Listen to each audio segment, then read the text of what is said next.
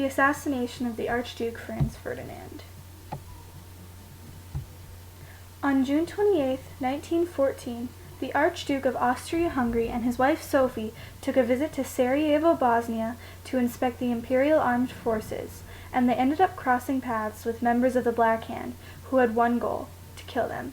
The assassination of the Archduke Franz Ferdinand and his wife Sophie marks a very important part of world history. This assassination is also known as the spark of World War I, because it led to a chain of events that eventually started the First World War. There are many reasons this assassination happened, and the way it happened is also very ironic, but this assassination is crucial to world history.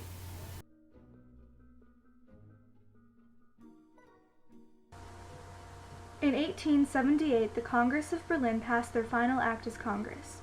It was known as the Treaty of Berlin. 3 newly independent states proclaimed themselves as kingdoms, while Bulgaria proclaimed full independence after uniting with Eastern Romania in 1855, and Austria-Hungary annexed Bosnia.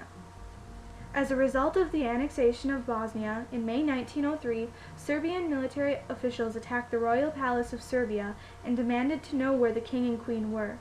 The head of the palace board reluctantly revealed their hiding place. The king and the queen were both shot multiple times in the chest, and then were promptly thrown out the window to avoid a counterattack from loyalists. Ironically, they were killed by the same terrorist group as the Archduke and his wife. The people who committed these crimes were known as the Black Hand. Disputes between Serbia and its neighbor erupted as Serbia moved to build its empire back up. Some of the conflicts included a customs war, also known as the Pig War, the Bosnian crisis of 1908, and the 2 Balkan Wars of 1912 and 1913. The military successes of Serbia and the outrage from Serbia of the annexation of Bosnia fortified nationalistic parts in Serbia and some Serbs in Austria-Hungary. Leading up to 1914, some singular assassins made unsuccessful attempts to assassinate in Croatia and Bosnia against Austrian-Hungarian officials, only gaining support from Serbia. On June 28, 1914, the Archduke and his wife traveled to Sarajevo to inspect the Imperial Armed Forces. At 10 a.m., the Archduke's party, consisting of 6 cars, left the army camp where they were inspecting the troops. They headed for the city hall for a reception. The car approached the first man in line, waiting to assassinate him. The man, by the name of something that no one can pronounce, did nothing. The second man, again you can't pronounce it, waiting in line, aimed his bomb straight towards the Archduke's car. The driver, who had seen the black object flying through the air, stepped onto the accelerator and the bomb missed the car. The second man swallowed the cyanide and jumped into the river. He was taken by the crowd and arrested. The party went on to City Hall, and the activities there went as planned. At last minute, the Archduke decided to change his plans and add a visit to the hospital in Sarajevo, so the schedule was altered and the cars headed out for another run through the city. Unfortunately, the driver had been ill-informed about the changes in the schedule and began heading the way they had originally planned. The remaining assassins took new positions along the Apple Quay. Gavrilo Princip crossed the Apple Quay and strolled down Franz Joseph Street. He stepped into the Mort Schiller food store to get a sandwich. As he emerged, he met a friend who inquired about a mutual friend. The car turned onto Franz Joseph Street as originally planned, but the general that was riding along with them corrected him and told him to go in the direction they were supposed to be heading. The driver began to back up, and Franz Ferdinand's car stopped in front of the Schiller's store, only 5 feet away from Princip. Princip reacted quickly and pulled his gun out of his pocket, took 1 step, and fired twice. Both the Archduke and his wife were shot.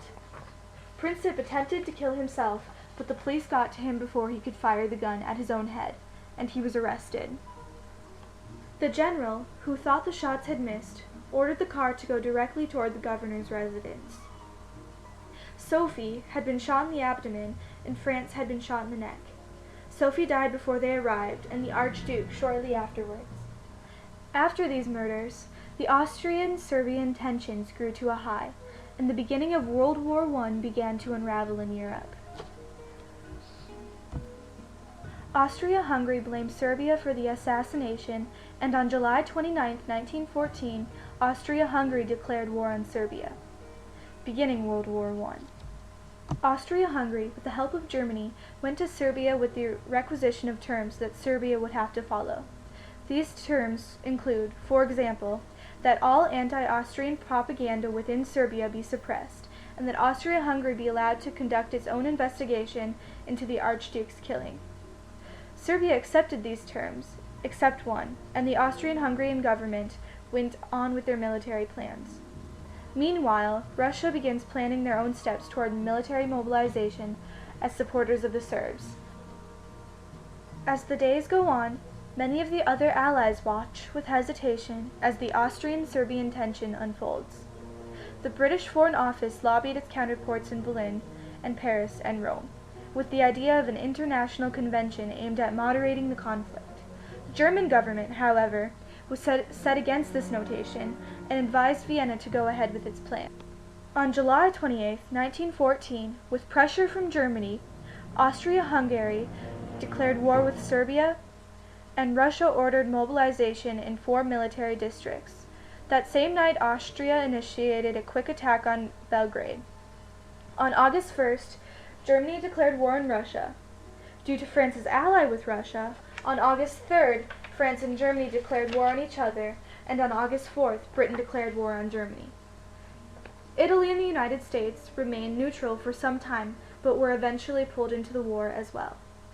The assassination of the Archduke and his wife are seen as the spark of World War I. Despite of the problems that were faced before the assassination happened, this assassination marked the beginning of the war because of the chain reaction that followed immediately after. Ironically, some years before this, the great Otto von Bismarck quoted, near death, "One day, the great European war will come out of some damn foolish thing in the Balkans." And he was right.